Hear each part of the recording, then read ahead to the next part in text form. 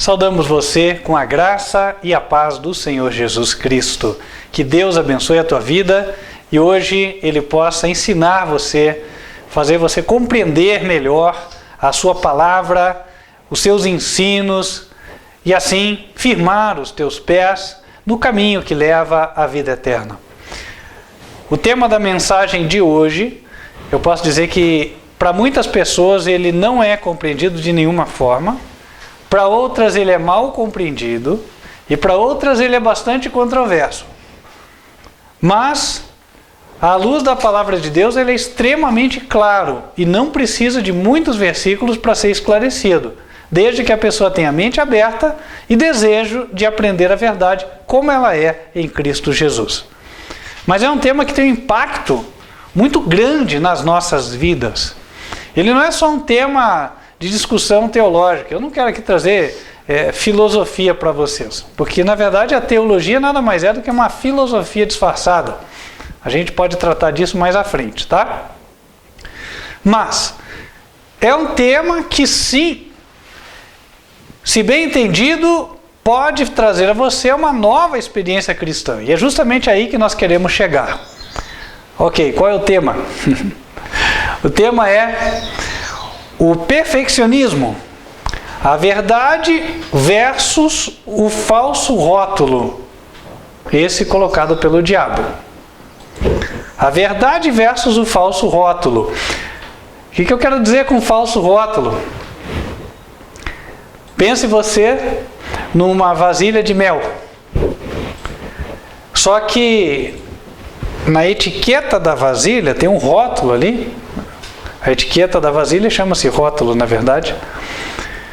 E no rótulo está escrito assim, cuidado, veneno. Aí o desenho de uma caveira e os dois ossinhos assim.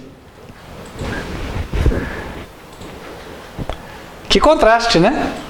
Mel, uma coisa boa, saudável, que quase ninguém tem restrições ao uso,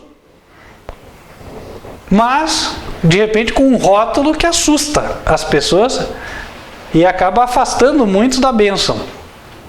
Pois é, isso pode acontecer no campo religioso, como nós vamos ver. Não vou adiantar mais agora, porque antes nós vamos fazer aquilo que o Senhor também nos ordenou, conforme está escrito no livro de Malaquias, capítulo 3, versículo 10.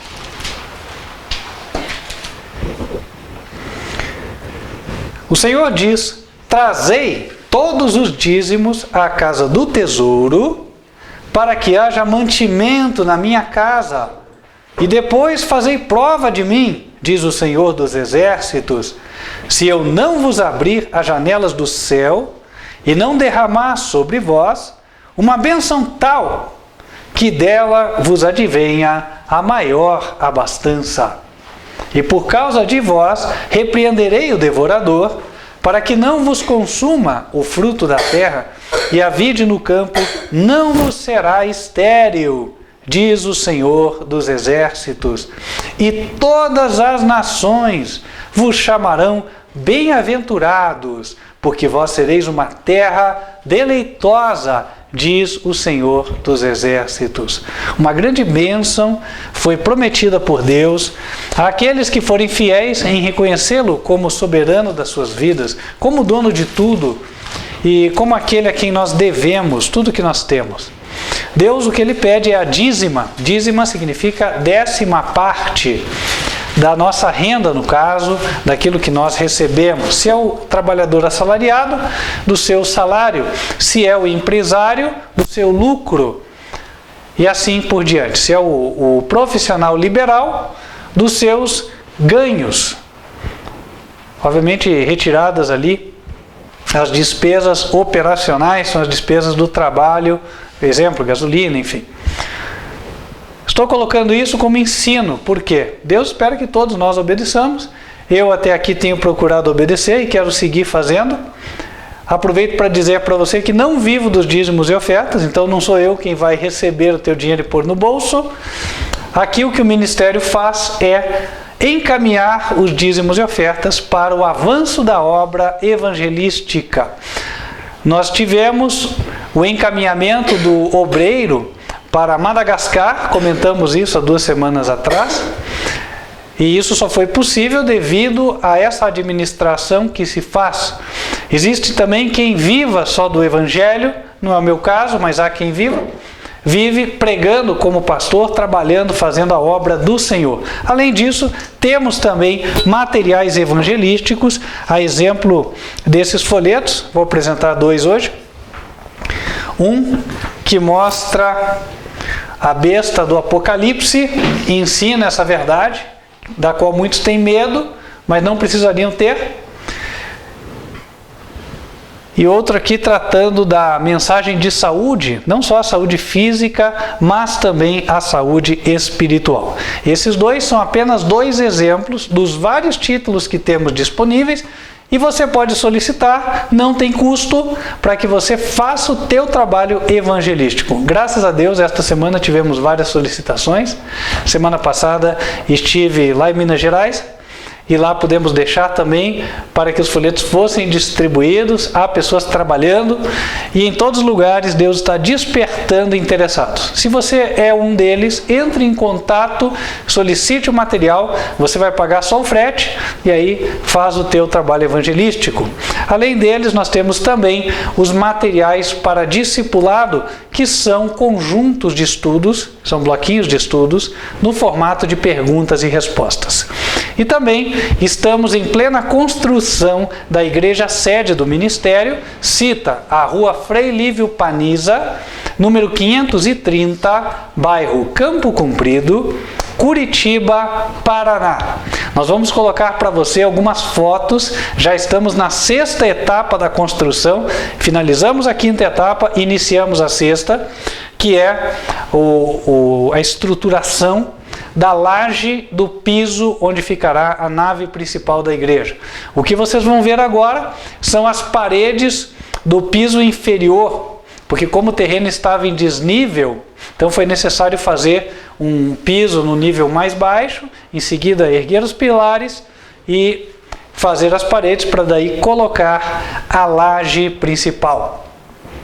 Creio que você esteja vendo aí o canteiro de obras, agora já se pode ver algumas paredes, o formato da janela se delineando por meio do contorno dos tijolos e também a caixaria de madeira das pilastras, dos pilares que estão sendo concretados para receber a laje. Aliás, até vou aqui me corrigir, os pilares desta etapa já foram concretados e já a partir da próxima semana estarão fazendo a construção do madeiramento para receber os ferros e o concreto da laje.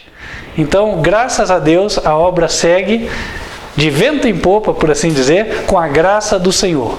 Peço as orações dos irmãos por este projeto e que os irmãos também, aqueles que querem nos auxiliar, por favor, solicitem um relatório que nós disponibilizamos de aplicação dos dízimos e ofertas para que você seja o nosso ombudsman. O que é ombudsman? O nosso auditor, aquele que nos ajuda a administrar melhor e da forma correta. Por quê? Se é um lugar onde deve ter transparência e excelência na gestão, deve ser a igreja. Então a transparência estamos demonstrando. A excelência podemos atingir com o teu auxílio. Por isso, estamos colocando isso para você. Posto isso, vamos nos colocar em pé, vamos estar louvando a Deus.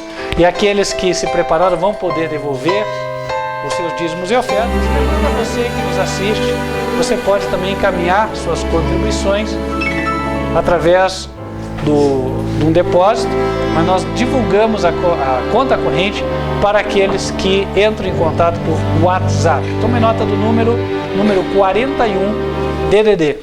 Esse é o DDD 41, número 99509 8425. Vamos louvar ao Senhor.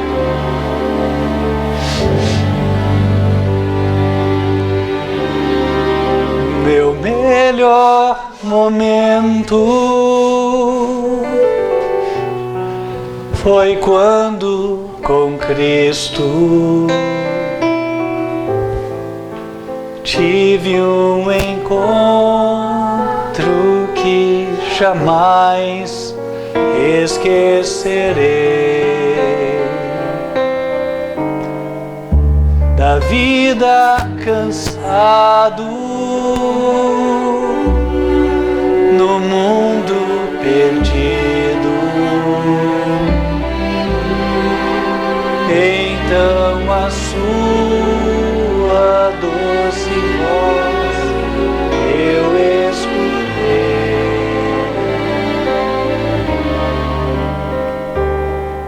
com tanto amor me chamou, amor que eu jamais fiz por merecer. Quando ele me disse assim: vinde a mim, se estás cansado, eu te aliviarei.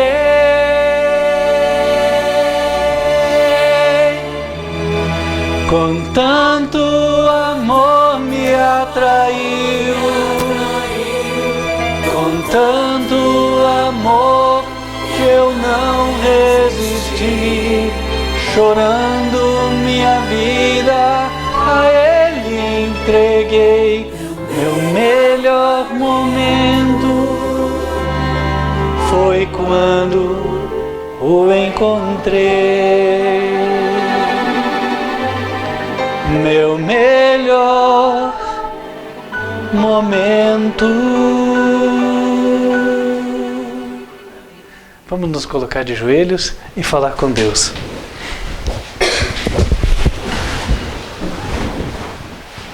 Santo e bom Deus, que nos altos céus habitas, queremos agradecer porque tens abençoado o teu povo, abrindo portas, prosperado na medida da necessidade de cada um, ainda que por vezes seja necessário provar a nossa fé em Ti, para que se saiba se o nosso coração está realmente ligado ao Senhor ou às riquezas.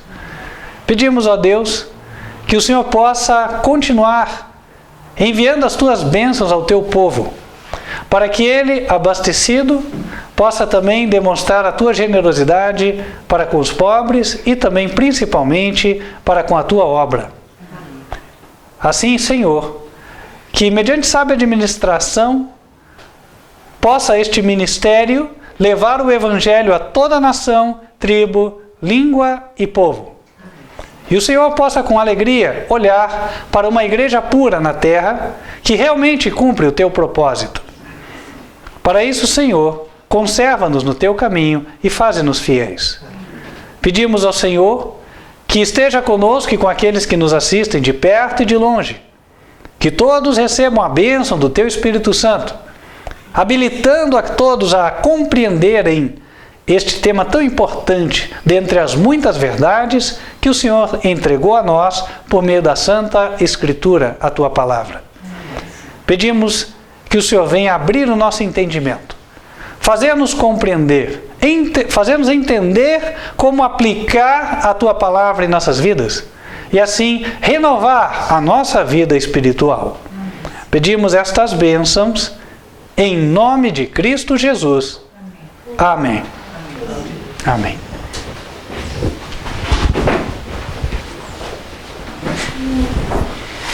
Irmãos, como dissemos, o tema de hoje vai tratar do perfeccionismo. A verdade versus o falso rótulo do diabo. E eu volto àquela ilustração que propus a vocês a princípio, a ilustração do pote de mel com o rótulo aonde se lê: cuidado, veneno, e aí o símbolozinho da caveira. Vou propor primeiro uma pergunta a vocês.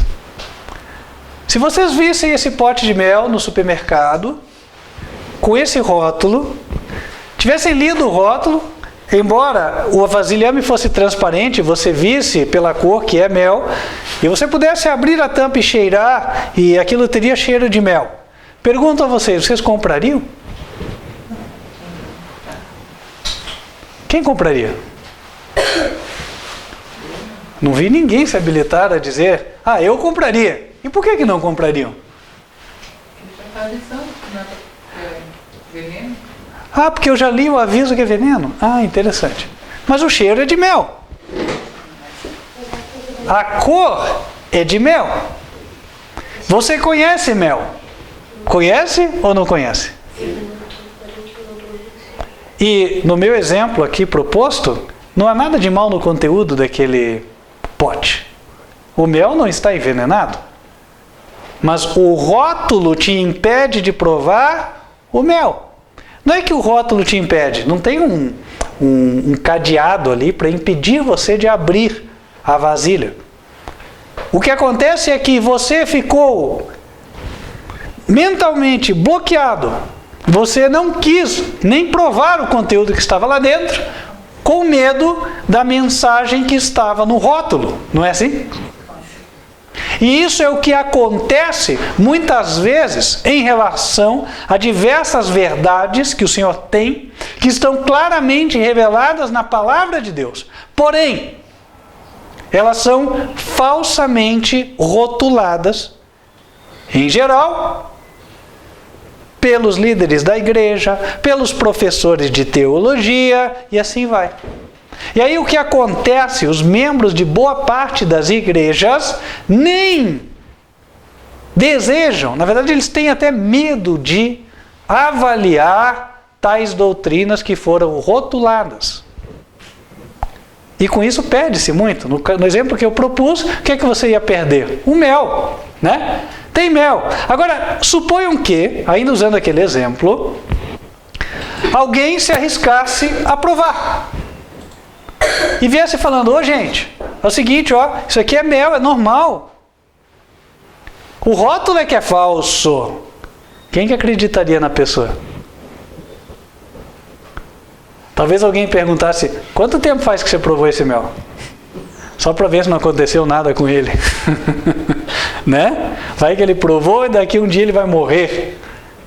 Note como é que nós ficamos ressabiados com um rótulo. O diabo sabe disso. Por isso que o diabo trabalha dessa forma. E não é desde hoje, desde muito. Exemplo que eu vou dar a vocês.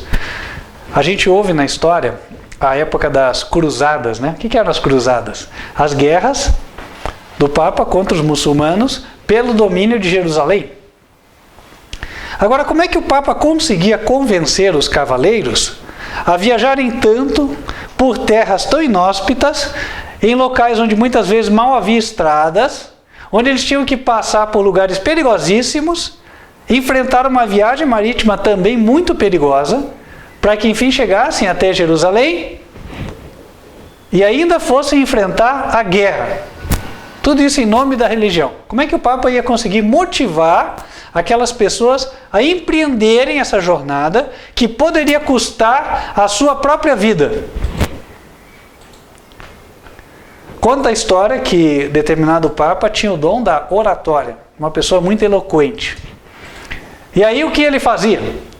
Ele contava para a sua plateia, que os muçulmanos eram as pessoas mais bárbaras da sua época. E falava de atrocidades tão grandes, que aquilo escandalizava por demais os cavaleiros, e deixava as pessoas num estado de indignação tal, que elas se dispunham a fazer qualquer sacrifício para acabar com aquela injustiça, com aquelas barbaridades que eram cometidas. E mais, como incentivo adicional, por vezes era prometido aos cavaleiros muitos bens, claro, bens espirituais que não custavam dinheiro para a igreja. Né? Exemplo, perdão de pecados, etc. Né? Daí vem o famoso ditado, venda de terreno no céu. E isso fazia com que esses cavaleiros fossem lá e massacrassem os muçulmanos. Não estou dizendo aqui que os muçulmanos eram as melhores pessoas do mundo, mas também estou afirmando que não eram, nem de longe, as piores. Por exemplo, naquela época fala-se da cavalaria Una. Né? Quem tem interesse estude sobre os hunos, aí vai ver quem eram eles. Né? Os hunos eram soldados que andavam em cima de éguas, porque a égua corre mais do que o cavalo, né? Segundo se acreditava. E por quê? Porque a égua tinha algo que o cavalo não podia dar. Diz que o uno, para não deixar de cavalgar, né, ele virava assim, né, e ele mamava na égua enquanto andava. Então, assim, ele tinha sua alimentação e continuava o seu trajeto. De tal forma que quando a cavalaria una se aproximava, não dava tempo de ninguém avisar o exército para que o exército se preparasse. Você falava, olha os unos, passaram já. Era isso que acontecia, né? Pense num povo terrível, né? Pensa, olha a mente da pessoa, tão focada na guerra, que se dispunha a viver dessa forma aí, tá?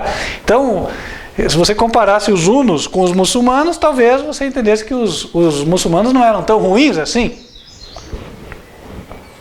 Só que quando você coloca um rótulo adequado à informação que você quer transmitir, as pessoas acreditam. Isso vem acontecendo até o dia de hoje. Existem vários rótulos. E um deles é aplicado a essa doutrina, o ensino do perfeccionismo. Claro, eu quero diferenciar uma coisa. Existe aquele perfeccionismo da pessoa que quer ver aqui o ponto preto limpinho, né? Ela limpa 10 vezes no dia a casa. Né? Por quê? Não, porque não pode ficar uma sujeirinha assim, ó. Então, isso às vezes até é um problema, a pessoa tem que superar isso aí, porque ela acaba não conseguindo desenvolver as suas tarefas, as suas atividades, justamente por conta de se ater a coisas pequenas, daí não render aquilo que ela faz. Agora, existe aquilo que se diz ser o perfeccionismo bíblico, o ensino bíblico do perfeccionismo. E aí eles põem uma série de rótulos, tá? Eu estive até pegando no celular, por curiosidade, assim, o que as diferentes igrejas falam sobre o perfeccionismo. Impressionante, né? Há quem fale que os perfeccionistas se reuniam e as mulheres deles ficavam sem roupa, umas bobagens assim, desculpa, eu penso assim, nossa, a pessoa tem que ter bastante criatividade para falar isso e achar que quem hoje acredita nessa doutrina vai viver assim, né? Outra aqui, ó, essa aqui de um teólogo adventista, Alberto Tim. Enquanto os perfeccionistas são mais críticos dos outros do que de si mesmo. Acho que é a ideia dele. Os que estão sendo santificados são mais rigorosos consigo mesmo do que com os demais. Isso aqui é o chamado rótulo, ó. Não tem base nenhuma para dizer isso aqui. É a opinião da pessoa, certo?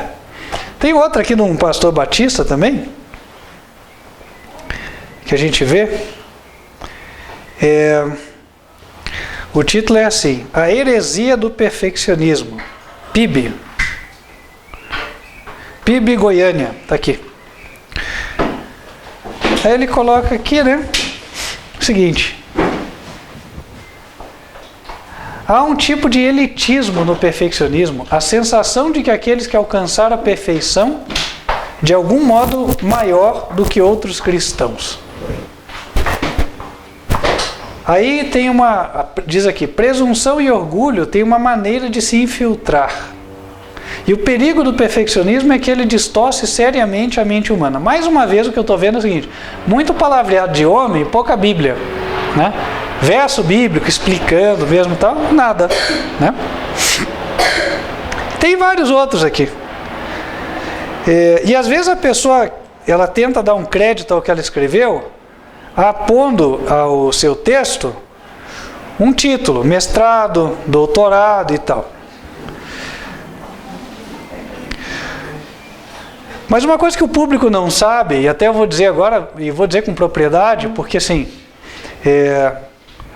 hoje estou fazendo um doutorado, não nessa área de teologia, uma outra área do conhecimento que diz respeito à minha profissão.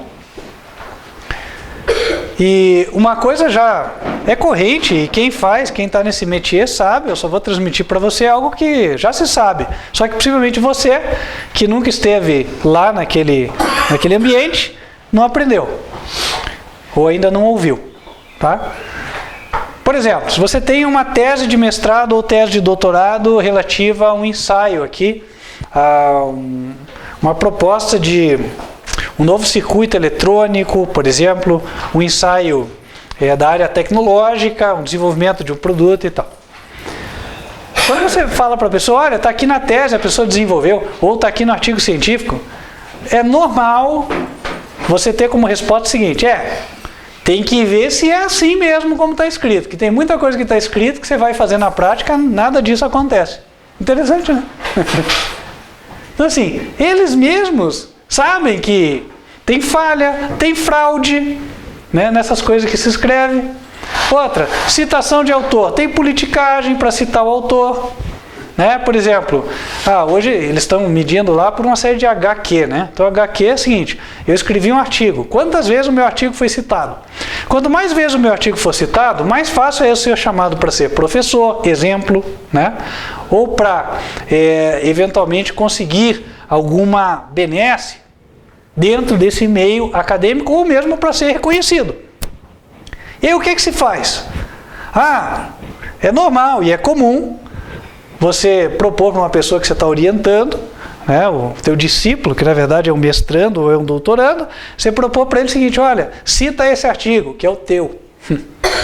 Né? Ou você fala, eu também escrevi sobre isso aí, daí você manda a cópia do teu artigo.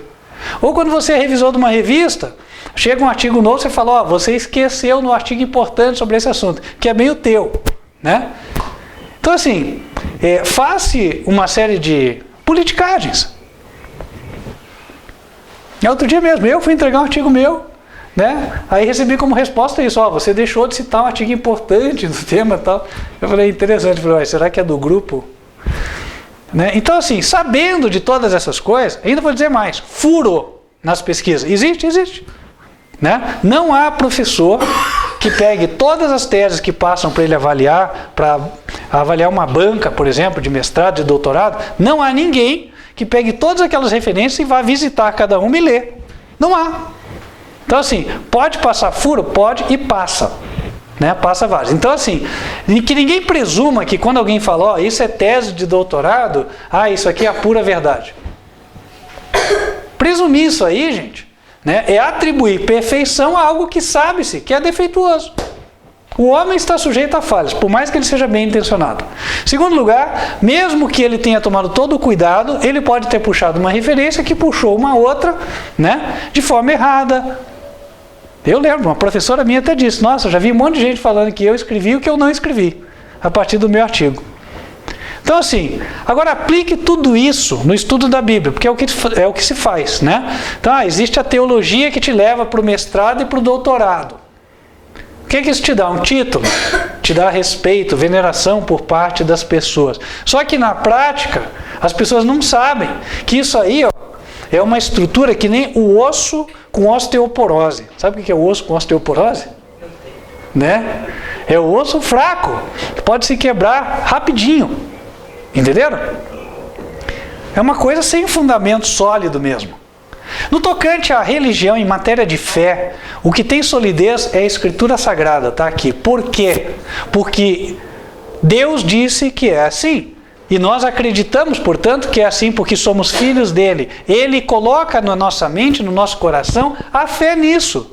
E a fé não se explica. A fé é totalmente contrária ao ensino científico. Por quê? O ensino científico, desculpe falar dessa forma, mas acho que pode auxiliar alguém.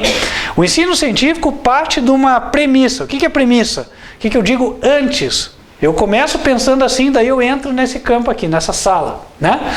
O que eu começo pensando? Eu sou pragmático. O que é pragmático? Pragmático é cético, não acredito.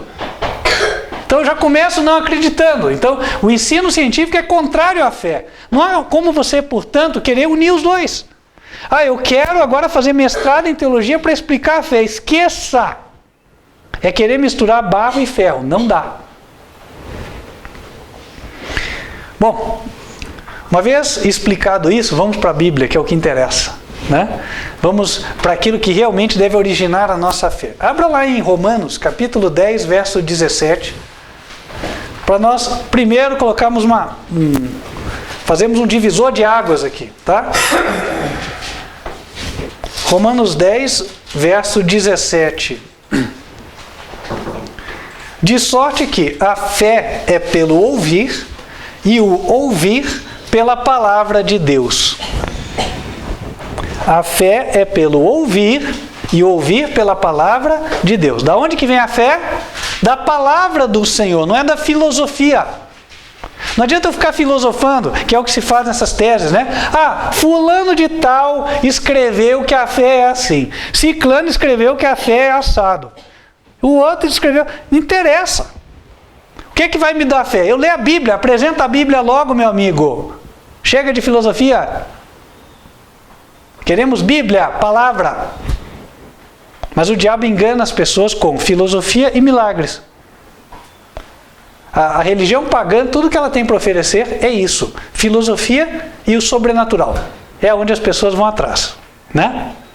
Ah não, porque você vai lá, já ouvi até no meio evangélico, né? Não, você vai orar, aí a grama acende, fica tudo em fogo, eu já vi bola de fogo. Agora, qual é o interesse de Deus de mostrar isso aí? Só para satisfazer a curiosidade do homem? Será que é essa a resposta que a gente espera à oração? Entendem? Então assim, irmãos, o cristão, ele tem a sua base a partir da palavra do Senhor. Tá? Então, se você quer se aproximar de Deus, que esse artigo de teologia tem nada a ver com o que Deus quer para a tua vida. Tá aqui, ó, é pela palavra. Agora nós vamos falar da perfeição, tá? Eles tentam pôr rótulos, como por exemplo, não, o perfeccionista, ele acha que ele vai ser como Adão era antes da queda. Adão não pecava. Aí a pessoa, e fala assim, não, porque o perfeccionista está dizendo que Jesus, ele veio com tendências ao pecado, que é uma outra coisa que dizem também, né? E nós cremos que Jesus não veio com tendências ao pecado. E aí o perfeccionista diz que vai chegar um momento em que ele não vai mais pecar. Claro, se você for usar a linguagem desse pessoal toda, da teologia, eles vão dizer assim, não, esses são diferentes vieses do perfeccionismo e tal. Bom, eu não vou ficar rotulando nada. Eu vou partir de um ponto onde eu quero descobrir a verdade, eu vou abrir a palavra de Deus, eu vou deixar que ela fale comigo, e eu vou deixar que ela seja a autoridade, a fonte, e a partir daí vou aceitar. Porque é tudo que o ser humano pode fazer em relação à mensagem do Senhor. Vamos abrir a Bíblia em Mateus, capítulo 5, numa ocasião onde nós vemos alguém falar da perfeição.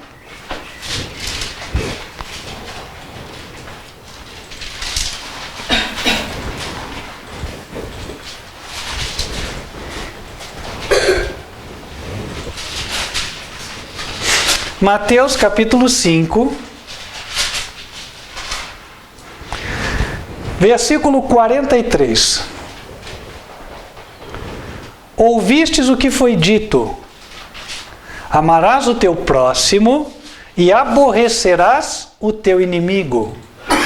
Eu, porém, vos digo: amai a vossos inimigos, bendizei os que vos maldizem, fazei bem aos que vos odeiam e orai pelos que vos maltratam e vos perseguem, para que sejais filhos do Pai que está nos céus.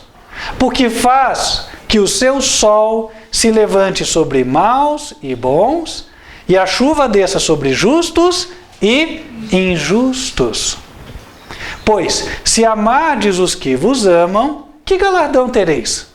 Não fazem os publicanos também o mesmo?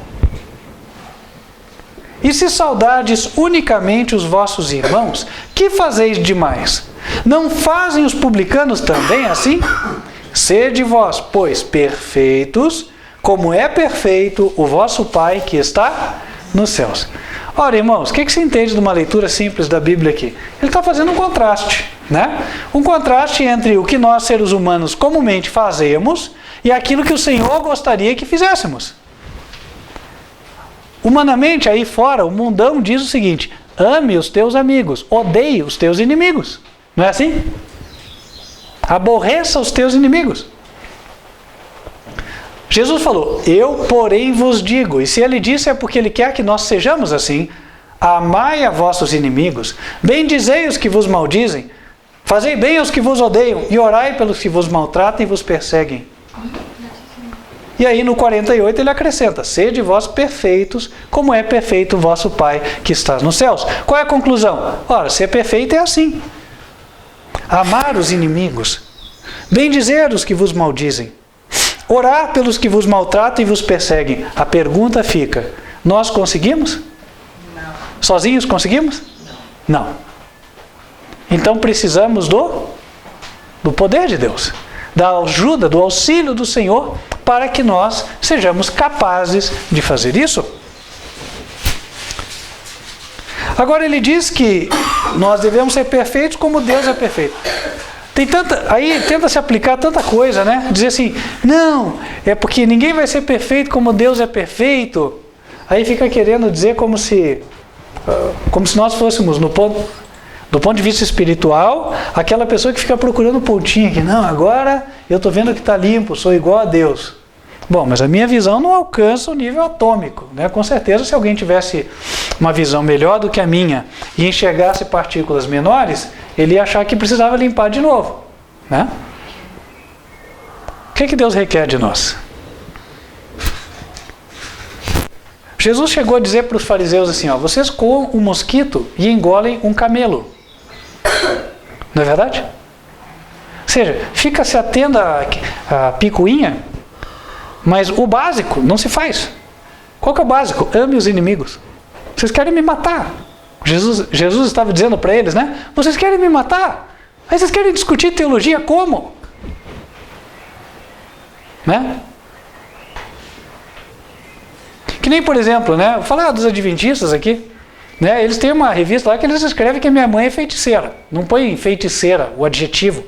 Né? Mas colocam no contexto dizendo que ela afirmava ter poderes milagrosos e tal. Uma bobagem total que jamais aconteceu. Né? E aí, né? Ou seja, quem tem a pachorra de escrever isso, eu não estou aqui qualificando os 1 milhão de adventistas, eu estou falando daquele que escreveu. A pessoa tem a pachorra de dizer isso e depois se achar ainda um senhor para explicar o que é perfeccionismo. Poxa, o perfeccionismo, a perfeição básica que Deus requer aqui, amar os teus inimigos, orar por aqueles que vos perseguem, que vos maldizem. Quem agir dessa forma será perfeito como Deus é perfeito. Isso faz da pessoa o Deus Todo-Poderoso? Não. Faz a pessoa capaz de enxergar o que os outros não enxergam? Não, simplesmente Deus olha para ela e vê nobreza. É isso. Agora, faz da pessoa orgulhosa? Amar o inimigo faz da pessoa orgulhosa? Não. Eu tenho orgulho de amar meus inimigos. Estou para ver alguém que consiga encaixar as duas coisas. Tá vendo, irmãos? Fica esse monte de rótulo aqui. Desculpe falar dessa forma, mas uma série de rótulos, né? Só para você ter medo da palavra perfeccionismo. Não, isso não. Isso aí é de um povo lá. Para com isso. Perfeição é a coisa básica. Amar o inimigo. Amar o próximo. O que mais? Lá no livro de Filipenses, capítulo 2,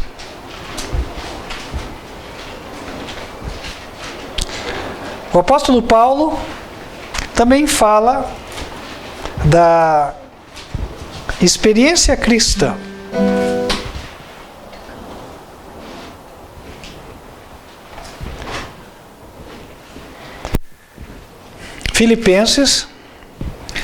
Capítulo 3.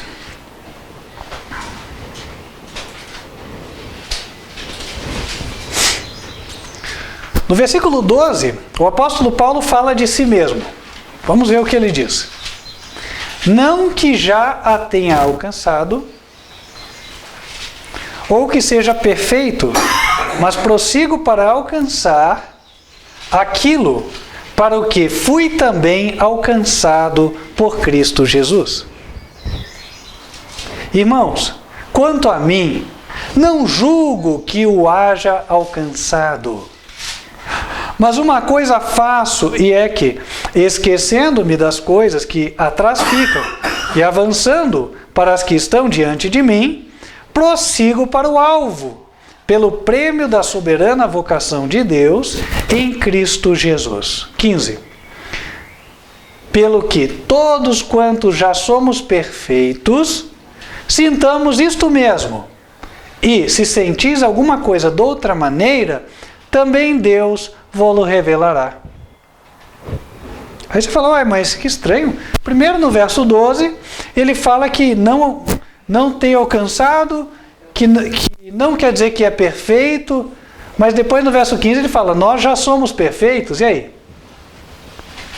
Bom, o apóstolo Pedro disse que há coisas que o apóstolo Paulo escreveu que são difíceis de entender, e os homens doutos torcem para a sua própria perdição. É importante a gente ter ciência disso, por quê?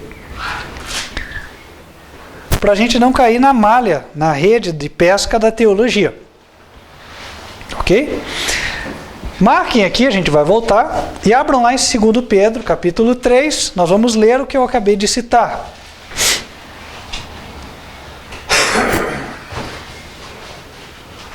Versículo 15. E tende por salvação a longanimidade de nosso Senhor, como também o nosso amado irmão Paulo vos escreveu, segundo a sabedoria que lhe foi dada, falando disto, como em todas as suas epístolas, entre as quais há pontos difíceis de entender, que os indoutos e inconstantes tossem, e igualmente as outras escrituras para a sua própria perdição. Faço uma correção, disse homens doutos, aqui é indoutos. Então, muita gente torce o que Paulo escreveu e acaba entendendo mal e não recebendo a verdade. Nós não queremos fazer isso, portanto, vamos voltar ao texto e analisá-lo melhor. Muita gente parte do versículo 12 sem considerar do que Paulo está falando quando ele diz assim, não que já a tenha alcançado. Alcançado o quê? Olha o versículo 11. Para ver se, de alguma maneira, eu possa chegar à ressurreição dos mortos. Paulo tinha esperança de, após a morte, ser ressuscitado por ocasião da segunda vinda de Jesus. Aí no versículo 12, o que ele fala fica claro. Não que já a tenha alcançado. Ele alcançou a ressurreição? Não, ele estava vivo ainda, nem tinha morrido. Né? Se não tinha nem morrido, obviamente não tinha ressuscitado. E na mesma linha, ele diz, não que já a tenha alcançado ou que seja perfeito. Qual é a ideia de perfeição aqui? Qual é a ideia de perfeição transmitida aqui? Quando nós ressuscitarmos, como é que nós vamos estar? Nós vamos ressuscitar defeituosos? O que vocês acham? Perfeitos. Em quê?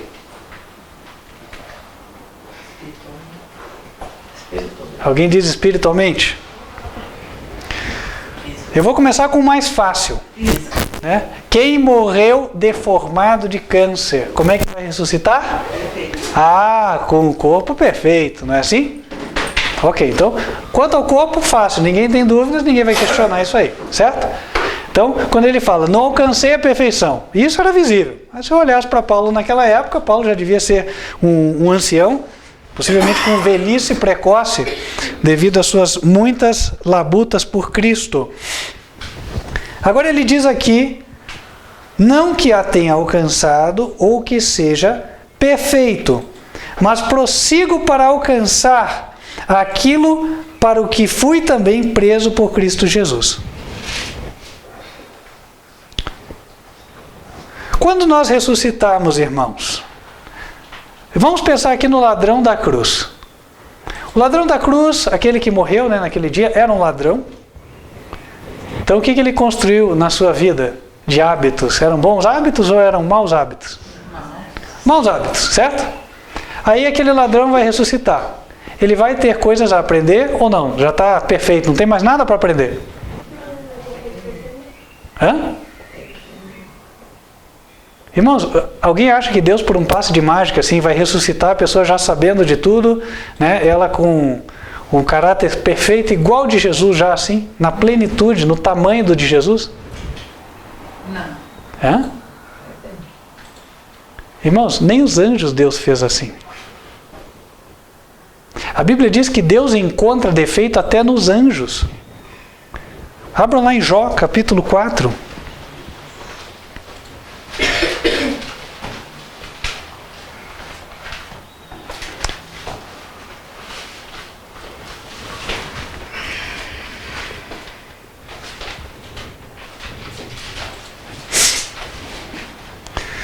Jó 4, versos 17 e 18. Olha o que diz.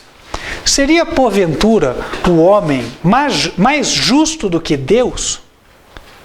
Seria porventura o varão mais puro do que o seu Criador? Eis que nos seus servos não confia, e nos seus anjos encontra loucura. Outras versões dizem imperfeições. Então isso significa que os anjos também estão num processo de aprendizado. Existe um ser no céu só que não precisa aprender mais nada. Quem? Jesus. O único além de Deus. Por quê? Porque a Bíblia diz que Jesus era a expressão exata do Pai.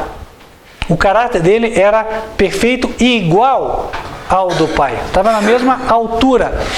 Talvez para facilitar, pense no seguinte, ó.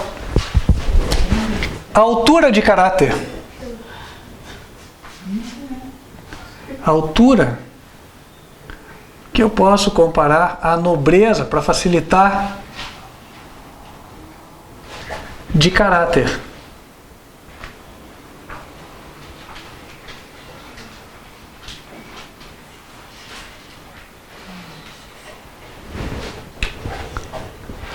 Altura ou nobreza de caráter.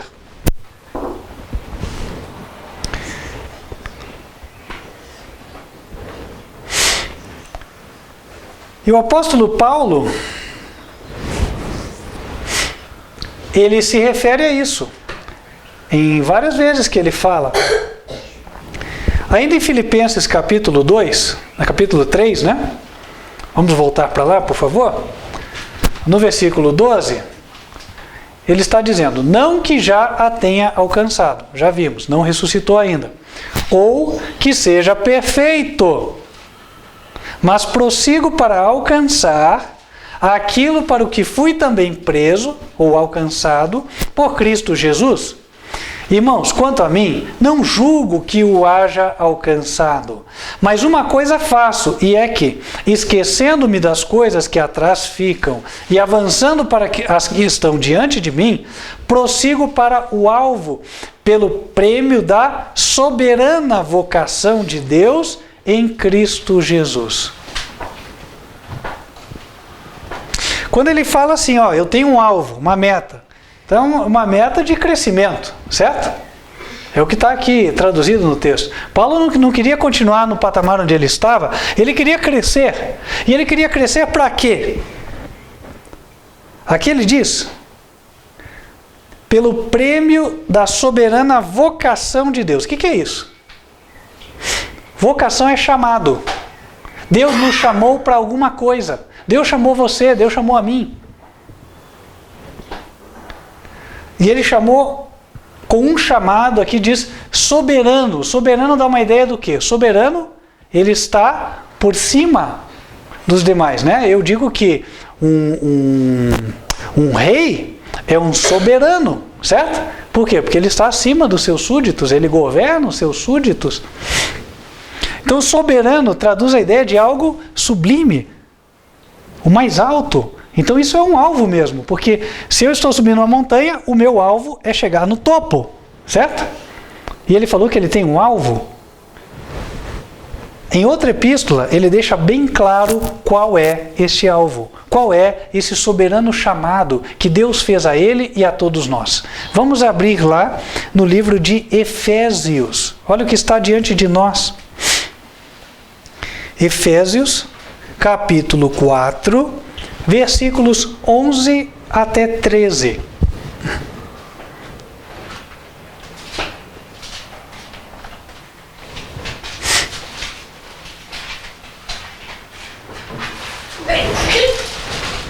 Diz assim: E ele mesmo deu uns para apóstolos, e outros para profetas, outros para evangelistas, e outros para pastores e doutores, querendo o aperfeiçoamento dos santos para a obra do ministério, para a edificação do corpo de Cristo, até que todos cheguemos aonde? A unidade da fé, ao conhecimento do Filho de Deus, a varão perfeito. Varão perfeito. E o que é um varão perfeito? Ele continua dizendo, vai explicar. A medida. Então, uma medida é algo que eu posso medir, tem uma dimensão, pode ser uma altura, pode ser outra coisa. A medida da estatura completa de Cristo. Ah, existe uma estatura, então, a qual eu tenho que chegar. Quando fala de estatura, eu posso comparar com altura, porque a criança, quando nasce, tem pequena estatura. Certo? Mas na medida em que ela cresce, ela tem uma estatura maior, até atingir a estatura da idade adulta, cada um com a sua altura. Certo? Então eu tenho que atingir uma estatura. Que, como nós vemos aqui do texto, óbvio, tem o sentido de altura ou nobreza de caráter, porque o sentido é espiritual. Existe um caráter mais nobre do que o de Jesus? Não, pois o dele é igual ao de Deus. Portanto, ele é a segunda pessoa da família da divindade. A gente já viu isso aí em outras mensagens. E nós temos diante de nós essa meta. É a meta que Paulo tinha. Paulo falou, ó, eu julgo que eu não alcancei ainda a perfeição. Em relação a essa altura do caráter de Cristo, Paulo já tinha alcançado? Não. Então Paulo estava em algum lugar aqui, ó. Estava subindo. Então, aquela palavra perfeição que nós vimos lá em Filipenses, aquela que Paulo ainda não alcançou, se refere a isso, a estatura de caráter de Cristo. Agora, quer dizer que ele não busca a meta? Claro que ele busca. Todos nós buscamos essa meta, não é verdade? E nós buscamos essa meta não para podermos olhar para os outros e dizer, eu sou melhor do que tu. Não. É porque nós sabemos que não há forma melhor de viver do que como Jesus viveu. Não há forma que vai nos deixar mais felizes do que sermos como Jesus foi. Agimos como ele agiria em cada situação. Ele é a nossa meta. Copiamos o modelo, o exemplo, Jesus. Mas já alcançamos a perfeição nesse sentido? Não. Por outro lado, o apóstolo Paulo fala no mesmo contexto de Filipenses que nós somos perfeitos. E aqui, a segunda palavra perfeitos tem um outro significado. Vamos voltar para lá para ver. Livro de Filipenses, capítulo 3, versículo 15. Pelo que todos quantos já somos perfeitos, sintamos isto mesmo. Ora, é óbvio que a palavra perfeitos aqui tem que ter outro sentido do que aquele primeiro, senão estaria derrubando o que ele já ensinou. Né? Ele fala, eu ainda não alcancei a perfeição. Depois ele fala, todos nós somos perfeitos? Opa, seria uma contradição, certo? Então, eu posso dizer que a palavra perfeito do verso 12 é como se fosse o perfeito número 1, significando a altura plena de caráter, ou soberana, como a gente viu lá no termo bíblico, né? A estatura de varão perfeito. Aquele termo que o apóstolo fala em Efésios, tem uma outra versão da Bíblia, que se não me engano ela diz assim, estatura da varonilidade de Cristo.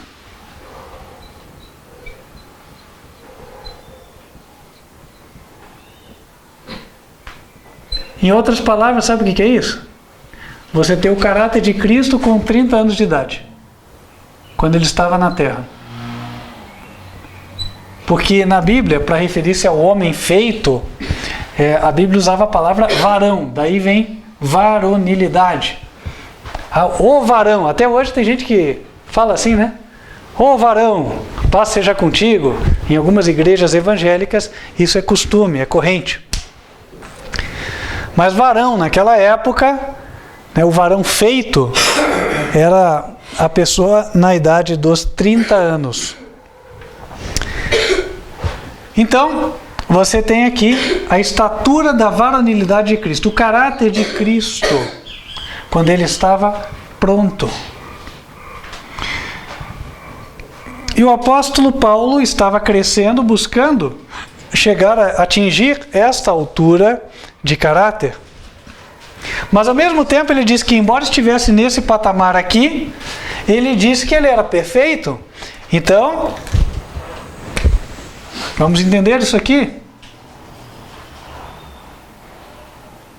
Aqui eu vou colocar o perfeito, significado número 2. Como entender o que significa esse perfeito? Basta ver o que Paulo era, porque ele disse, somos perfeitos. A resposta está no verso 16. Mas naquilo a que já chegamos, andemos segundo a mesma regra e sintamos o mesmo. O que é aquilo a que já chegamos? Opa, eu já aprendi alguma coisa, não é assim? Até aqui eu cheguei. Tinha uma musiquinha que falava, né? Aqui chegamos pela fé, confiando em Deus. Chegamos até aqui. Na sua caminhada cristã, você chegou já até algum lugar. Você saiu de um ponto onde você estava e hoje você está em outro ponto. E o que Deus espera? Que você não retroceda. Não é verdade? Deus espera que você não retroceda. Você precisa ser perfeito naquilo que você já aprendeu. Agora vamos aqui exemplificar para ficar mais fácil. Eu tomava umas, né? Exemplo, eu nunca tomei, mas vamos supor que fosse alguém que tomasse, né? Eu tomava umas lá, né? A pessoa dizendo. E aí, ele conhece pela palavra tal que tomar é errado. Tomar o quê? Cerveja, cachaça, essas coisas, né? E aí, ele vai se autoavaliar. Bom, eu cheguei até aqui, eu sei que Deus não quer isso. E como é que eu estou? Eu não tomo. Amém. Eu tomo. E se eu tomo, eu estou perfeito? Ou não estou perfeito? Será que eu poderia dizer, junto com Paulo, todos nós que somos perfeitos? Minha consciência ia me acusar na hora. Não seja hipócrita. Não é assim? Não seja hipócrita. E aí, nós chegamos no ponto onde Paulo bate várias vezes. Tá? O estar perfeito aqui, o perfeito 2, a Bíblia explica como você está sendo fiel àquilo que você já recebeu. Vamos abrir alguns textos para confirmar isso aí, tá? Atos, vamos falar da experiência do próprio apóstolo Paulo, já que estamos usando a experiência dele. Atos, capítulo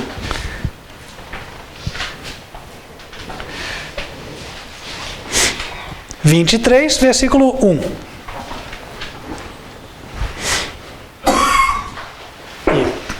Diz o texto: E pondo Paulo os olhos no conselho, disse: Varões e irmãos, até o dia de hoje tenho andado diante de Deus com toda boa consciência. Como é que ele tem andado diante de Deus? Boa consciência. Dormia no travesseiro tranquilo. A consciência não acusava ele de nada. Note que aqui não tem como você ficar teorizando as coisas. É na prática.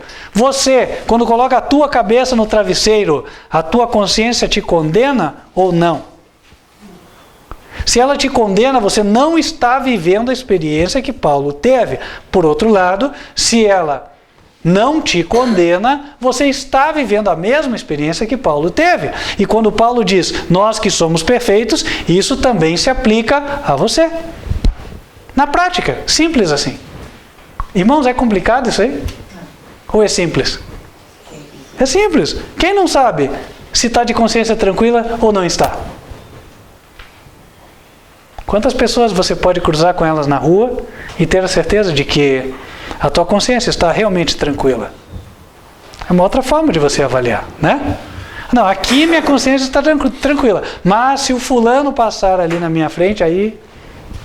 Opa, então parece que ficou algo para trás.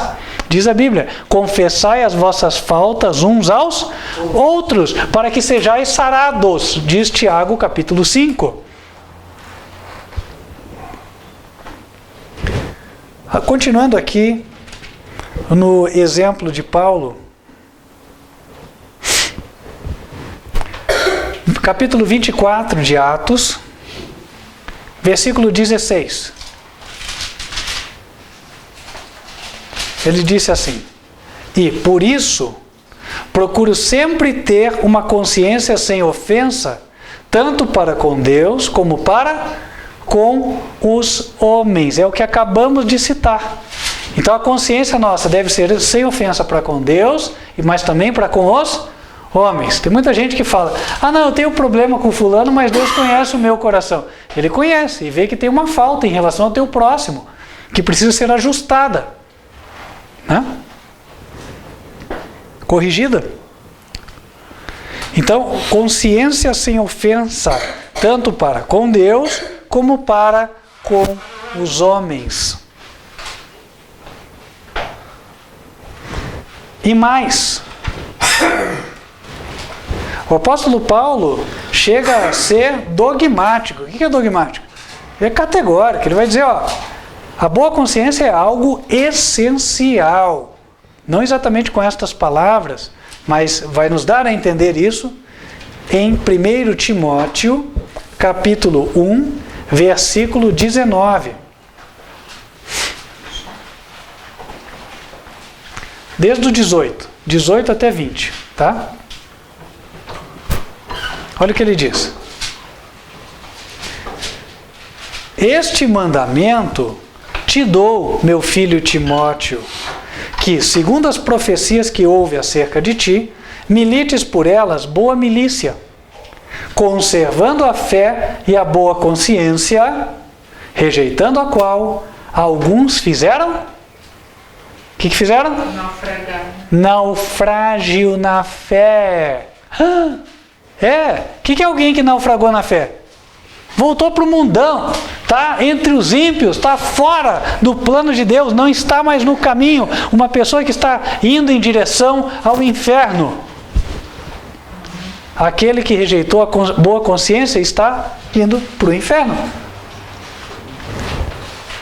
E aí vem gente dizendo, não, porque o perfeccionismo diz que nós temos que ter uma boa consciência, e não é assim. É assim sim. É assim que está escrito. E se você não recebe a palavra e quer andar ainda maculando a tua consciência, fazendo erro sem pedir desculpa aos outros, sem pedir perdão, deixando o rastro para trás, aquele rastro de impiedades, pode ter certeza, o teu destino é um só, o inferno. E aqui você está ouvindo a verdade, espero que você atenda a ela a tempo, para que você se salve e você volte a ter a boa consciência. E não adianta só dizer, eu vou consertar com Deus. Na hora de fazer o erro, fala na frente de todo mundo, faz lá o fuzuê, a fusarca, enfim, que se diz hoje aí. Aí depois, na hora de voltar, fala só com uma pessoa, Não, estou tão arrependido e tal. Pois é, mas e a confissão para os outros que foram afetados com o que você fez? Se houver possibilidade, vá lá e faça a retratação. Há ocasiões onde não há mais possibilidade. Às vezes a parte ofendida já faleceu, não está mais ao teu alcance, mas hoje está bem mais difícil disso acontecer, Por quê? Tem o WhatsApp, estava se mandando o WhatsApp para ofender tanta gente aí na época da política, por que não manda o WhatsApp então para reconciliar? Que tal? Para pedir perdão. Ah, não quero ficar registrado, imagina, vou me rebaixar. Irmãos, esquece isso para lá. Se houve alguém que se rebaixou, foi Jesus. Se rebaixou mais do que todos. Tomou sobre si a cruz. Não é verdade? Então, portanto, meus queridos irmãos, não podemos rejeitar a boa consciência. Aqueles que rejeitam naufragam na fé. Versículo 20. E entre esses foram Himeneu e Alexandre, os quais entreguei a Satanás, para que aprendam a não blasfemar. Alguém quer ser entregue a Satanás aqui? Acredito que ninguém. Né? Ah, mas essa ideia de que quem é perfeito fica como Adão antes da queda e tal. Irmãos, vamos falar uma coisa. Adão tinha intenção de fazer o mal? Não tinha intenção. Não tinha. Então Deus criou Adão assim, uma pessoa que tinha intenção de fazer o certo. O cristão de verdade tem a intenção de fazer o mal? Não. Tá vendo? Na prática a gente sabe. Agora ficam com essa filosofia toda, né, colocando uma série de doutrinas para enganar. Como que para dizer, não, eu não posso ser como Adão foi. Como não? Se a gente já reconhece que todo cristão tem que ter boas intenções. O cristão que está com más intenções, ele está saindo fora do caminho do cristianismo. Vamos falar na prática. Deixar termo teológico de lado, aí é fácil de entender. Porque a religião, ela tem sentido e tem valor quando ela está na minha vida prática. Se ela não estiver, só para eu ficar aí me enchendo de filosofia, não vai adiantar nada. Entendem, irmãos? Então, o cristão tem boas intenções. Quem que põe as boas intenções no coração do cristão? Jesus. Aí tem gente falando assim, ah não, mas é que em Romanos 7 fala que eu sou vencido pelo pecado, não consigo fazer o certo e tal. Nós já estudamos Romanos capítulo 7 e já vimos que a história é outra, é bem diferente. Né? O apóstolo Paulo, para ilustrar como é a transformação da pessoa quando ela se entrega a Jesus, ele puxa o passado lá. Então ele começa a falar. Romanos 7.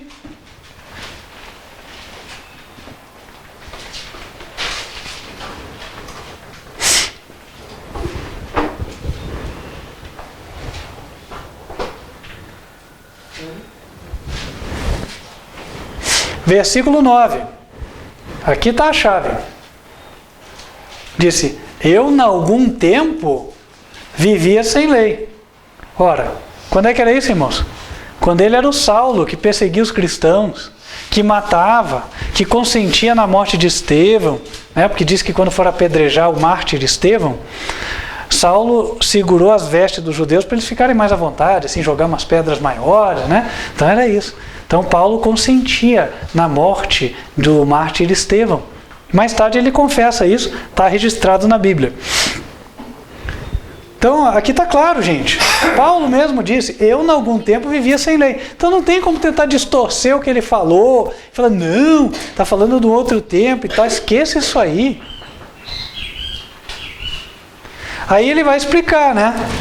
Ah, eu vivia sem lei, mas vindo o mandamento, reviveu o pecado e eu morri. Puxa, quando eu descobri que estava errado o que eu fazia, eu vi que aos olhos de Deus eu estava condenado, estava morto.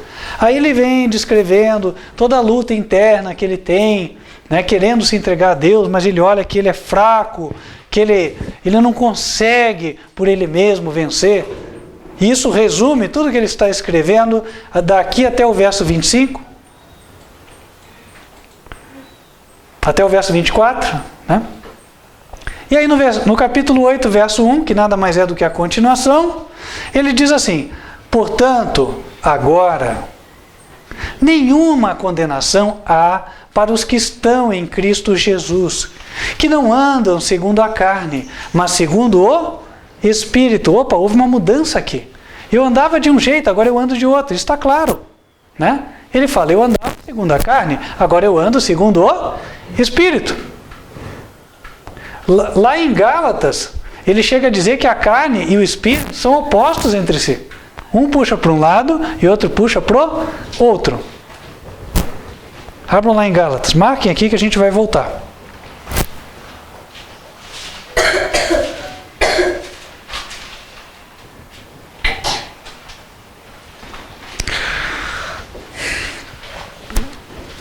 Gálatas 5, versículo 16. Andai em espírito e não cumprireis a concupiscência da carne, porque a carne cobiça contra o espírito e o espírito contra a carne. E estes opõem-se um ao outro, para que não façais o que quereis. Aqui fica claro. No final ele esclarece, o objetivo disso aí, do que eu estou explicando e do que realmente acontece, é para que você não faça o que você quer. Porque normalmente o que nós queremos é o errado. Não é assim? Irmãos, eu vou colocar aqui diante de várias crianças, eu vou escolher aleatoriamente crianças na rua, vou chamá-las aqui e eu vou colocar duas mesas. Uma mesa como essa aqui, olha a figurinha. Cheia de frutas, verduras e tudo que faz bem. E a outra mesa cheia de tudo que faz mal. Doce, bala, pirulito, chocolate, bolo. Aí eu pergunto para vocês, qual mesa vai ser visitada pelas crianças? O que as crianças querem? Né? Não precisa ser muito perspicaz para saber o que eu quero. Então, isso é a carne. Isso é o eu. A minha carne está pedindo, né? Estou pedindo a sensação do açúcar na minha língua, do chocolate, né? Passando aqui, descendo. Então é a sensação. As pessoas são viciadas nas sensações. Então, isso é a carne. Está pedindo, é o eu. É o que eu quero. Mas o Espírito representa a vontade do Senhor. A lei de Deus é espiritual. Então, é a vontade de Deus expressa na sua lei. É outra coisa. E um é oposto ao outro. Uma é o que Deus quer que eu faça para o meu próprio bem. O outro é o que eu quero fazer. Estes são opostos. E aí começa a haver uma batalha interna dentro de mim. Mas a proposta do Evangelho é uma só. Que se eu abrir a porta do meu coração e o Espírito de Deus for derramado no meu coração, o que é que vai acontecer? Não sou eu quem vai responder, para não dizer que é a teologia do Jairo. Conheço, esse pessoal é esperto. Né? Gálatas 5 é a escritura, porque daí não é comigo que vocês têm que discutir. Gálatas 5, verso 16. Digo, porém, andai em espírito e... O que vai acontecer? Não cumprireis a vontade da carne, a concupiscência da carne. Se você andar em espírito, vai fazer a vontade da carne? Não. Vai ou não vai? Não vai. Ponto. Por isso que o verso 18 diz, se sois guiados pelo Espírito, não estáis debaixo da lei. Então a verdade nua e crua é a seguinte, não é que o perfeccionismo é uma teoria errada e daí você põe um monte de rótulo para as pessoas não olharem para lá. Isso é tudo filosofia satânica. A verdade é uma só, é que a maioria dos professos cristãos não é guiada pelo Espírito. E muitos ensinadores, para justificar a sua pobreza espiritual na vida prática, acabam se agarrando ao ensino falso. Por quê? Porque esse ensino falso enquadra eles mesmos como cristãos, quando na verdade podem não estar dando esse testemunho de cristãos. Entendem? É muito mais fácil, em vez de eu dizer, não, o erro está comigo, eu é que não estou cumprindo a norma, é muito mais fácil eu falar que ou a norma é defeituosa ou é alta demais. E aí ninguém vai atingir. Porque daí todo mundo está comigo, tão baixo como eu. Agora o correto é, não, a norma é elevada mesmo. Mas ela não é impossível. Para Deus, nada é impossível. Se você abrir o teu coração, e se o Espírito de Deus for derramado no teu coração, você será guiado pelo Espírito. Mas como é assim? O Espírito fala em harmonia com a palavra. Tem muita gente que é enganada. Não, meu coração diz. Aí às vezes o coração dele diz uma coisa contrária à Bíblia. E ele fala, não, mas o que a Bíblia falou, que você leu aí, não entrou ainda no meu coração. Realmente, tem uma dureza no coração, não está permitindo que entre ali, né? Irmãos, andar em espírito é andar em harmonia com a palavra. Para que não fique só no que eu falei. Anotem, por favor. Evangelho de João, capítulo 6, versículo 63. Palavras do Senhor Jesus. Evangelho de João, capítulo 6, versículo 63. Jesus diz assim. Vou dar tempo para todos abrirem lá. João 6, versículo 63.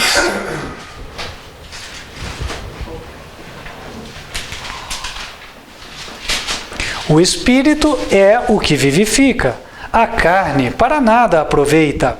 As palavras que eu vos disse são Espírito e vida. As palavras que eu vos disse são Espírito. Então que ninguém se engane. Andar em Espírito não tem nada a ver com superstição.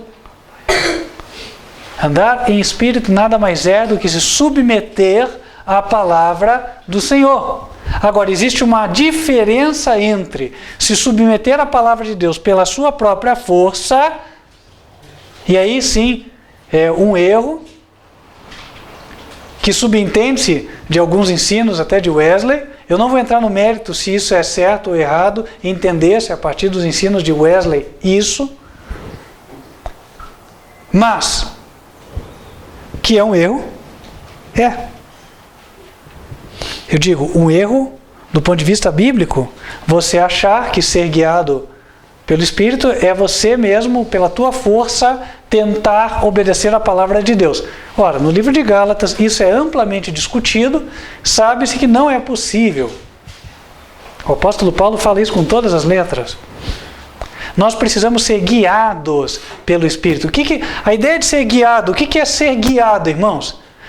Ser guiado, deixar Deus levar. Não é você, na tua força, tentar resolver, é você se submeter a Deus. A dificuldade está justamente aí. Porque nós somos muito impulsivos para resolver os nossos próprios problemas, para dar as respostas, não é assim? Então, nós queremos tomar frente da situação e resolver.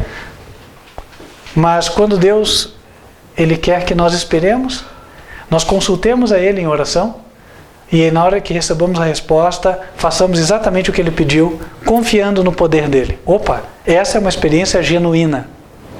É uma experiência de entrega, de submissão e de fortalecimento pelo poder divino. É diferente de outras experiências que levariam ao fracasso.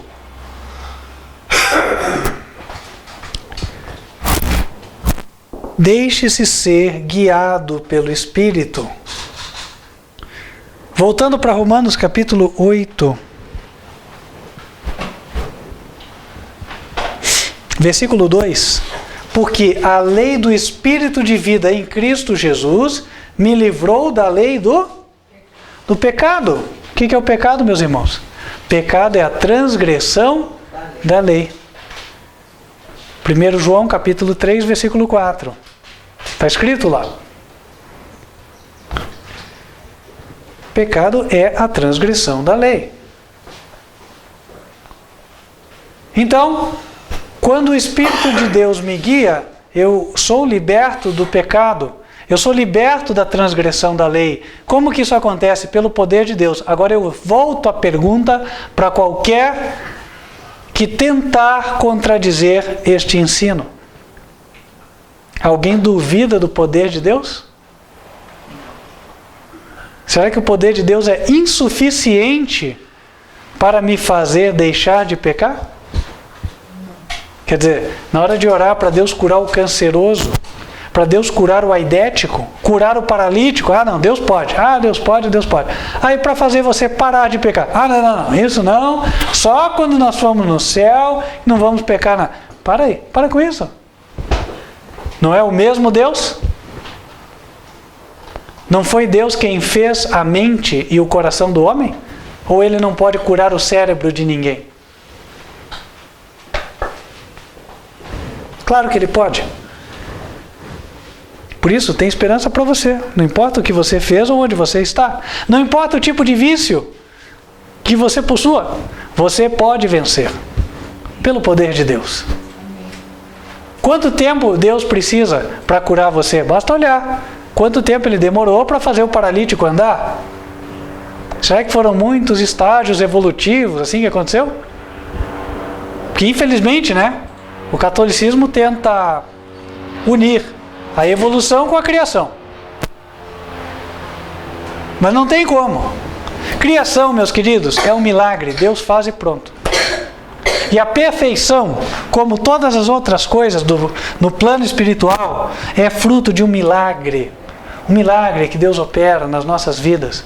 E um milagre que Ele pode renovar sempre com a nossa permissão. Tudo que Jesus fazia era encomendar a sua alma ao seu Pai Celestial.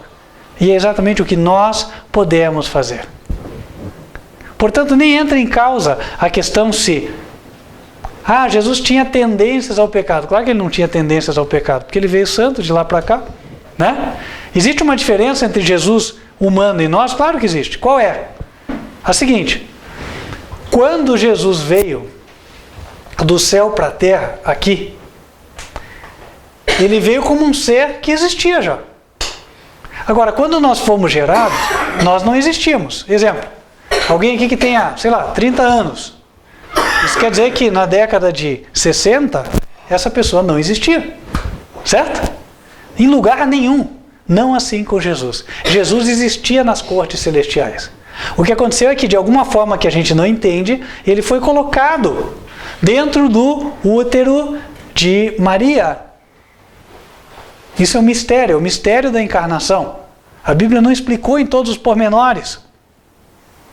Então ocorre que, de alguma forma milagrosa e misteriosa, Jesus, o Filho de Deus, foi colocado dentro do ventre de Maria.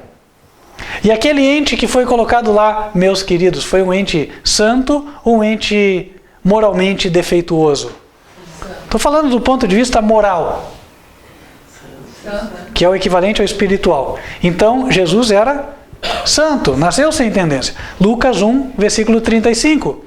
O anjo disse para Maria, o ente santo que vai nascer de ti será chamado Filho de Deus. Mas então eu nunca posso ser como Jesus, porque ele nasceu santo. Opa, peraí. É para isso que Deus envia o Espírito Santo. Esse é um estudo que a gente pode até fazer um dia. Mas eu lembro que quando estava estudando esse tema, eu verifiquei isso. Né? A Bíblia usa esse termo Espírito Santo várias vezes para referir-se à pessoa de Jesus. Para entender que Jesus morando no meu coração é igual ao Espírito Santo derramado no meu coração. E se Jesus vive em mim, como é que eu vou viver? Como ele viveu. Faz sentido? Se Cristo vive em mim, eu vivo como Cristo viveu. Faz sentido para vocês? Amém? Porque não há outra forma de ser cristão. E note que isso é simples. Pastor, simples na teoria, na prática não. Calma. A única dificuldade na prática é a minha resistência à vontade de Deus.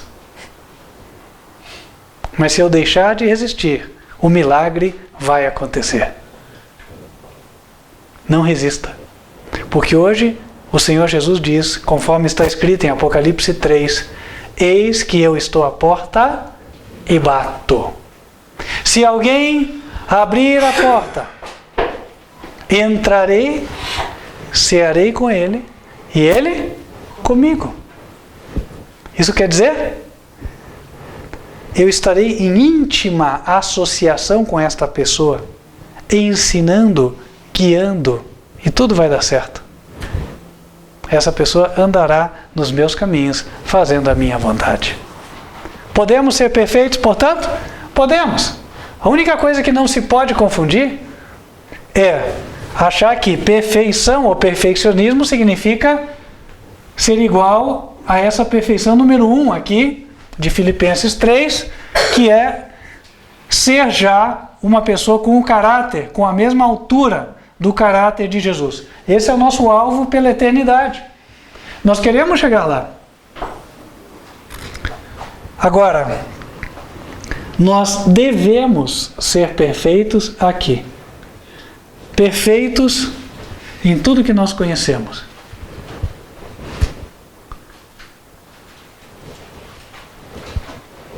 E eu sei que sobra uma coisa, né? Ah, mas e quando fechar a porta da graça? E aí, como é que vai ser? Né? Será que o povo de Deus não vai mais pecar? Sim ou não? Abra lá em Efésios, e com isso a gente vai finalizar.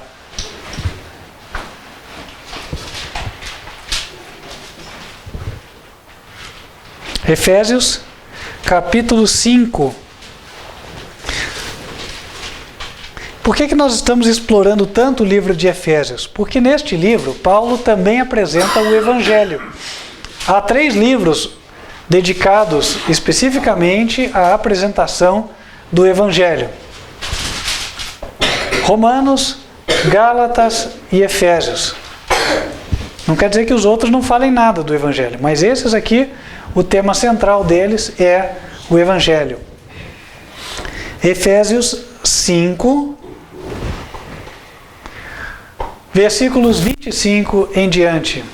Vós, maridos, amai vossa mulher, como também Cristo amou a igreja e a si mesmo se entregou por ela, para a santificar, purificando-a com a lavagem da água pela palavra, para apresentar a si mesmo igreja gloriosa, sem mácula, nem ruga, nem coisa semelhante, mas santa e... O que diz lá?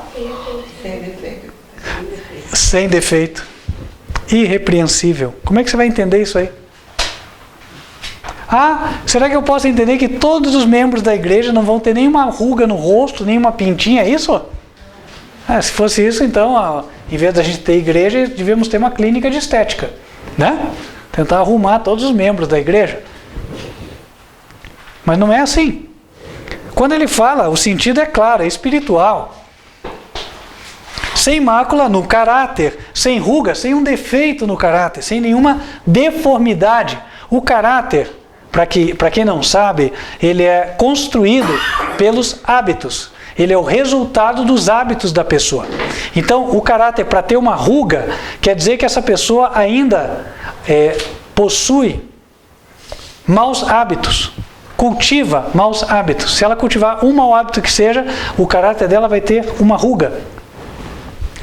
Nem coisa semelhante, mas santa e irrepreensível. Irrepreensível, irmãos, o termo não dá margem a dúvidas. Irrepreensível é uma pessoa a qual não precisa ser corrigida em mais nada. Agora, como é que ataca-se o próprio entendimento bíblico? Você vê que a Bíblia é clara no que diz. Só que daí tem gente que rotula, fala, não, o perfeccionismo... Lembra a ideia do rótulo no pote de mel? O pote é de mel, é a Bíblia quem fala, é verdade. Mas aí tem gente que rotula, botando a caveira, e coloca o seguinte, não, é que daí as pessoas se chegarem, vão se achar que são melhores que as outras e tal. O homem nunca vai achar que chegou. Mas vai chegar um dia em que Deus vai declarar que ele chegou. Essa é a diferença. O homem cristão e a mulher cristã sempre tem a desconfiança de si mesmo. Será que eu estou agradando a Deus? Será que eu estou agradando em tudo? Será que não falta nada? Né? Então, essa desconfiança do eu é uma característica do cristão genuíno, que nunca é perdida. Nós só teremos a plena certeza quando nós colocarmos os nossos pés no céu e aí Deus falar para nós, bem está, servo bom e fiel, sobre o pouco foste fiel. Ali você não vai mais ter dúvidas. Não é isso? Porque Deus mesmo vai declarar para os teus ouvidos. Mas até que isso aconteça, enquanto nós estamos na terra, nós ficamos, né? Puxa, será que eu fiz toda a vontade do Senhor? E não nos é dito. Porque Deus sabe que não seria bom nos dizer. O ser humano não pode ser elogiado que ele já se orgulha. É um problema. Né? Então, eu ando com essa desconfiança. Paulo fala, eu não julgo que eu alcancei. É o que ele disse em Filipenses capítulo 3. Eu mesmo, quando eu olho para mim, não julgo que eu tenha alcançado. Mas eu continuo olhando para a meta, eu continuo olhando para Jesus, e eu continuo seguindo na esperança de que ele chegar. Mas um dia, Deus olhará para a sua igreja na terra, e será nesta geração, conforme as profecias indicam e nós já estudamos. Um dia, Deus vai olhar para a terra, vai apontar os seus filhos e vai poder dizer para Jesus, filho, chega, não precisa mais interceder, já estão no ponto. Podem passar pelas 7 pragas sem intercessor. Não vão cometer nenhum pecado. Até porque se eles cometessem pecado nessa época, não haveria intercessor e o destino deles teria de ser o inferno, o lago de fogo. Então, irmãos, significa que estamos numa caminhada, mas vamos chegar num ponto a partir do qual nada que o diabo nos tente nos leve a cair. É o ponto onde os anjos do céu estão hoje. Vocês acham que o diabo consegue fazer um anjo do céu cair em pecado e ficar junto conosco aqui? Vocês acham que ele consegue? Ou não?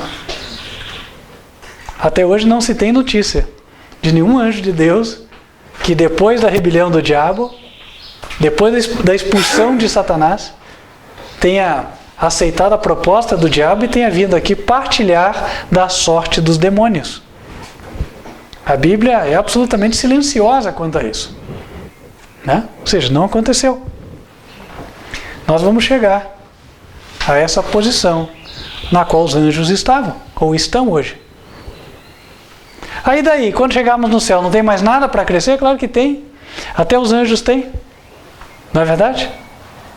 A gente viu aqui que Deus encontra imperfeições nos anjos. Quer dizer, coisas que eles poderiam cometer de errado por ignorância. Ah, mas peraí, não está confundindo. Não está confundindo. Sabe por quê? Já fiz esse comparativo, só vou relembrar para vocês. O ser humano e o anjo. O anjo está vendo Jesus apanhando lá para ir ser crucificado e fala, nossa, eu quero salvar meu Salvador. Aí outro anjo fala para ele, não, a vontade do Pai é que o filho sofra tudo isso. O que o anjo faz? Ah, tá bom. Na hora ele para. Ele se submete a Deus, ele confia na sabedoria de Deus. Agora o ser humano, poxa, tem uma balinha ali, é bem da que eu gosto. E Deus fala, olha, Deus não quer isso para você, só uma. Né? O ser humano vai, uma só. Entende? Então o ser humano ele responde à tentação. Né? O anjo não responde à tentação. Os 144 mil vão chegar num ponto onde eles não respondem mais à tentação. Vem aí o príncipe deste mundo e ele nada tem em mim. Esse é o ponto. Mas não significa que já tenhamos um caráter na plena altura da de Jesus. Né? Quando chegarmos no céu, estaremos pela eternidade estudando sobre o oceano que é o amor de Deus, a altura, as dimensões do caráter de Deus e de Jesus. E seremos cada dia mais surpreendidos pelo que vamos aprender. E ficaremos com desejo de aprender mais. E esse processo vai, e vai, e vai, e vai. E cada vez seremos mais felizes por aprender e contemplar o amor de Deus e de Jesus. Amém? Amém. Irmãos, perfeição é o que Deus requer de nós hoje. O perfeito número 2. Fiel ao que já conhece. Que todos nós sejamos assim. E que também tenhamos como meta a perfeição número 1.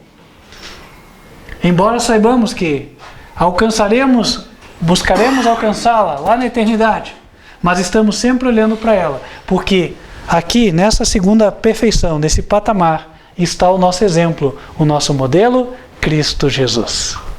Quem gostaria de ser perfeito e olhar para o modelo perfeito? Que assim seja, em nome de Jesus. Lembrando a você que nos assiste, que a característica daqueles que estão nesta experiência está demarcada, em Apocalipse 14, versículo 12. O anjo diz: aqui está a paciência dos santos, aqui estão os que guardam os mandamentos de Deus e a fé de Jesus. Vamos nos colocar de joelhos e falar com Deus.